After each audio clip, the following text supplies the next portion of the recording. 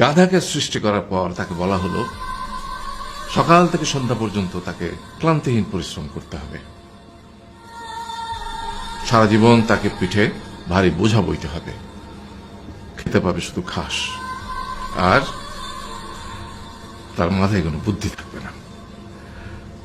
তার আয়ু হবে 50 বছর। গাধা করজোড়ে সৃষ্টিকর্তাকে বলল, আমি এত বছর বাঁচতে চাই না, আমাকে 20 বছর আয়ু দেওয়া হোক। সৃষ্টিকর্তা সেটাই মঞ্জুর করলেন।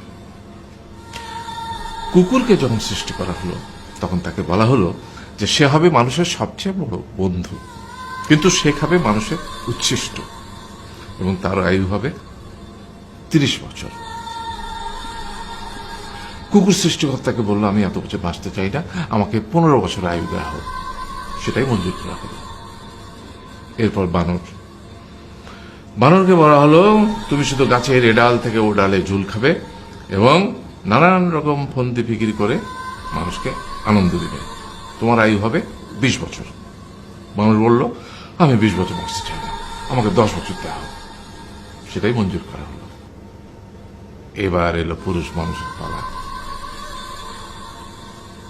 তাকে বলা হলো যে তুমি হলে প্রাণীকুলের মধ্যে সবচেয়ে বিচক্ষণ এবং বুদ্ধিমান, সেই জন্য তোমাকে প্রাণীদের শিরোমণি করা হলো এবং তোমার আয়ু হবে 20 বছর। তখন পুরুষ মানুষ বলল, করজোড়ে বলল সৃষ্টিকর্তাকে যে 20 বছর আয়ু অত্যন্ত কম, হে প্রভু, আমাকে ওই গাধার সে যে 30 বছর আয়ু চায়নি সেটা আমাকে দেয়া হোক, ওই যে কুকুর 15 বছর ফিরিয়ে দিয়েছিল সেটাও আমাকে দেয়া হোক, আর যে বানর 10 বছর নেয়নি সেটাও আমাকে দেয়া হোক। 20 বছর অত্যন্ত কম, আমি দীর্ঘদিন বাঁচতে চাই। সৃষ্টিকর্তা সেটাও মঞ্জুর করলেন। তারপর কি হলো? সেই থেকে ছেলেরা পুরুষ মানুষ হিসেবে বাঁচে 20 বছর, তারপরের 30 বছর সংসারের বোঝা পিঠে করে বয়ে বেড়ায়, সেটা কার মতো? গাধার মতো।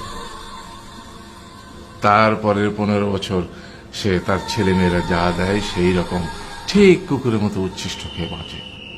আর তারপরে বৃদ্ধ বয়সে ঠিক বানরের মতো, যেমন গাছের এডাল থেকে ওডাল ঝুল খায় বানর, তেমনি এই ছেলের বাড়ি থেকে ওই ছেলের বাড়ি, আর নানান রকম ফন্দি ফিকির করে তার নাতি নাতনিদের আনন্দ দেওয়ার চেষ্টা করে।